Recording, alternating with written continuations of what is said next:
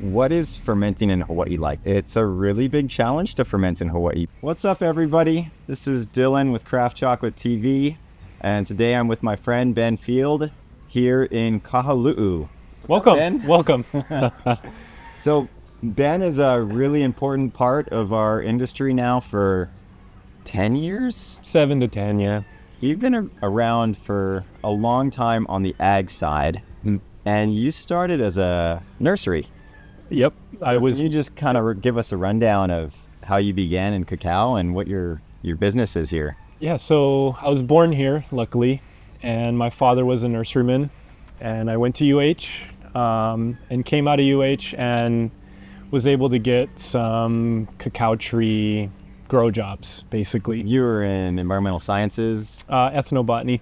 Yeah. So a little perfect for chocolate, but a little outside of the hard ag sciences. But I took my soil sciences, my organic chemistry, and I feel quite strong in the science as opposed to the anthropology. It's good, we're opposite.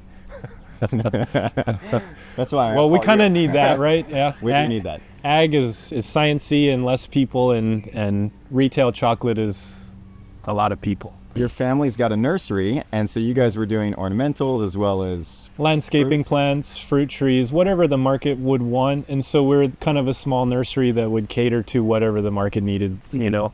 And you had a nice pivot over the years. Well, I mean, we would grow trees, and then that turned into kind of growing more trees, and then the pods start coming around. When did you switch to cacao? You started a couple months back.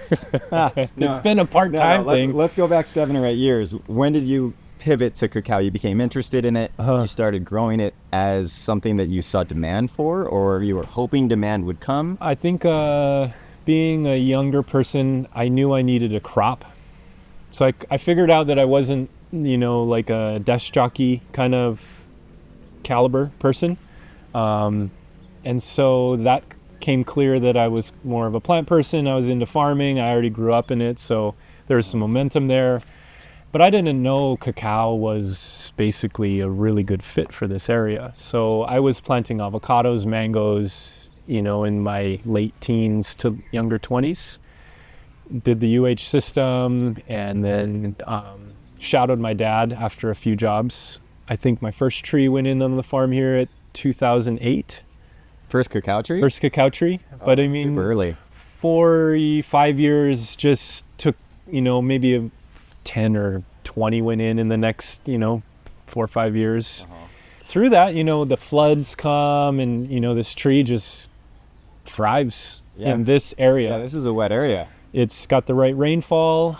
We're tucked down low, so it's got very low wind. And it's not so wet that we can't do our processing. We just had to kind of tweak our processing over the years. So that's been cool very rewarding to some lean into that. The story that I remember, and correct me if I'm wrong, is you initially started planting out more and more cakey little cacao trees for people who were interested, and you saw demand slowly start growing. But when you had superfluous trees, you would end up either planting them in your yard or giving to your neighbors. And so all of a sudden, over the course of 5 to 7 years, it's a positive feedback loop. Right, and you committed to buying the wet seed. So you took a lot of risks every time in just hoping it would go somewhere and hoping it would turn into something that you could have a business that would actually thrive on it. And you kept pivoting more and more to cacao from the nursery side. And you got something like 7 acres back here. Is that about right? Not under my direct ownership, but I think Kahalu'u, there's at least 7 that's just in this little area. And that's because you just kept giving to your neighbors or selling to your neighbors and then promising that you would buy the wet seed back. Well, imagine you want to sell 100 cacao trees. You're going to plant at least like 130. So you're selling 100 really good ones. And there's always a remainder. A lot of nurseries will just throw that away. They hire a roll-off and they take it out when the roll-off's full, Okay.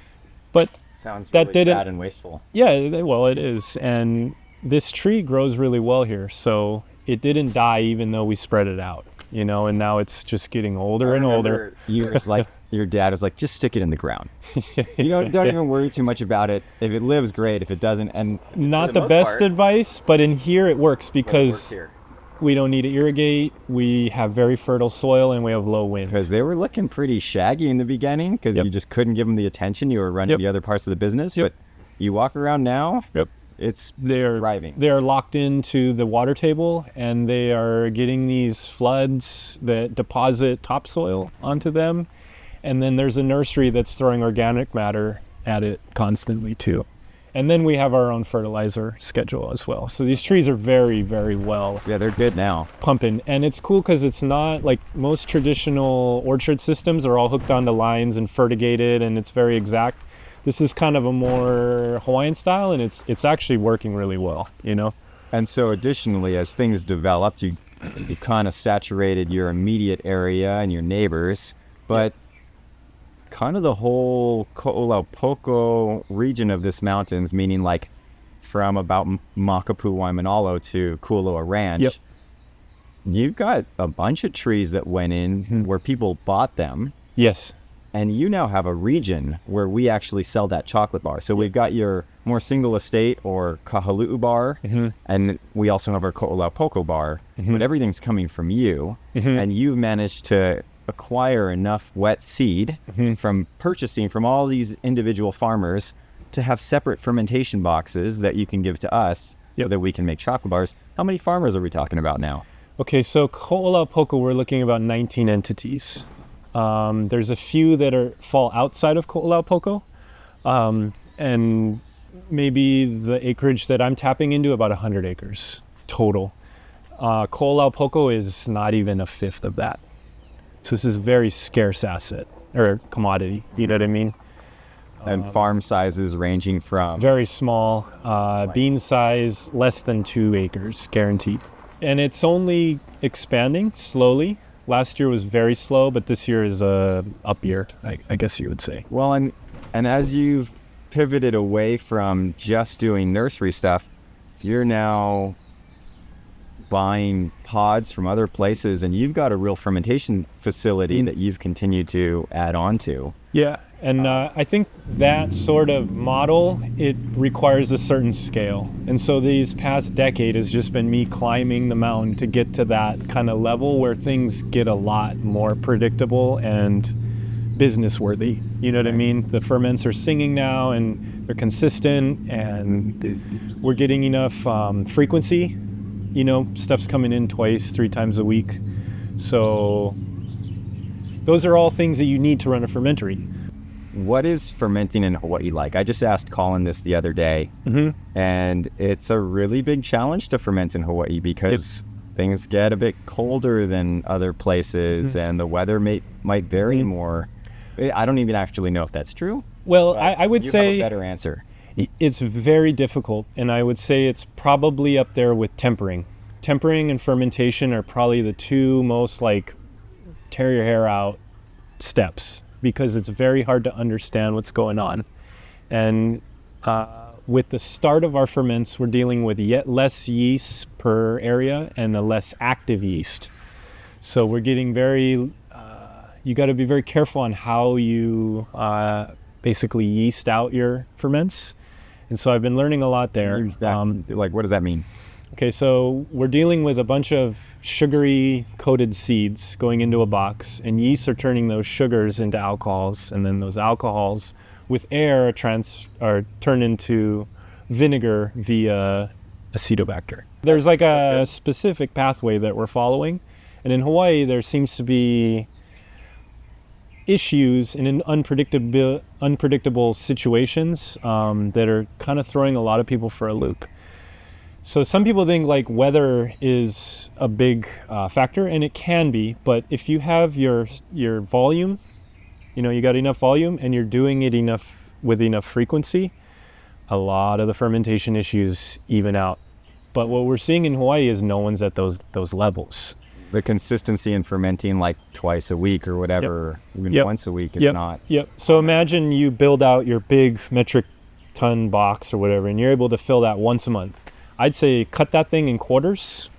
You know, you have your one box that's a quarter the size and ferment every week.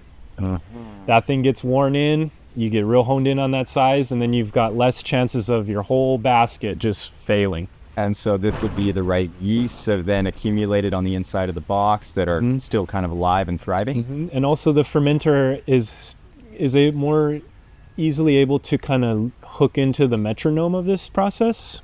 And so you can imagine when we started fermenting every month, once every 3 weeks. Now we're doing 2-3 times a week. There's no memory. This is just, the beans enter this process. There's very textbook on their indicators. And then we know just off of repetition that, hey, it's done now, because that can be quite tricky to tell. The other wonderful thing about fermenting in Hawaii is how open and collaborative the dialogue is amongst everyone who's doing it regularly. Yep. And everyone's got some pretty good background and has done it quite a bit. How many ferments are you at now? Today was 182. It's a lot of ferments. I remember somewhere around like the 80s, because you'd bring your stuff by all the time. From the beginning. And we were figuring it out a little bit together, where I would more just like try it and tell you what I thought. But I remember you hit somewhere around the 80s and I was like, okay, we're seeing pretty consistent quality results, but that's a lot of ferments. So there was just a lot of trial and error going on here. Yeah. Any seasonal, like you're saying, the repetition and the multiple times a week is really helping. Definitely. Seasonally, how's that I wish I impacted took a it? screenshot, because we had the coldest day of the year, which you would think would be the hardest generally to. And it's 57 degrees in the morning, and my ferments are 123. So it's like, okay, let's maybe code. At least let's take it easy on the cold and the weather thing. It's part of it, but I just think that Hawaii is having a hard time with fermentation. Is just we're not doing it enough, and we're not pulling enough together. So I think it's a great, on each island really, there's an opportunity for a centralized fermentery, just like the Hawaii Ulu Co-op or something, and that's kind of what you became. I don't know if you naturally. envisioned that. I did not. It just kind of It's kind of a headache to deal with this many entities. You're the right person to do it and handle the headache. When you taste the Kahalu'u and the Ko'olau and the Waimanalo and all these things coming out of it, it's totally worth it. It's I think you must be most proud, because Kahalu'u is it's the best one. Well, I think it's Out of the those best right because now? that's what I learned on. I know that fermentation pathway, big bean, super juicy, smaller Small box. boxes. You know what I mean? That I've done that for a decade. So for everyone out there, the box size that you're talking about, cubic foot-ish to, let's do it in kilos, like 100 kilos to Wet 200 kilos of wet seed going That's into not the very bunks. much. It's so scarce. and usually we've always thought that smaller boxes and smaller ferments don't necessarily work as well. I'd say the exact opposite. Whatever's filling up the box, as long as it's a reasonably sized box, and For now, let's see how long that. Yep. Yeah. If it lasts another season. I'd love to watch this in 3 years and man, he was still so wrong, you know? Very possible. Yeah. Well, I think that this is a good wrap for this little episode. We got more to talk about. Plenty. But thanks for watching Craft Chocolate TV. Ben Field. See you next time.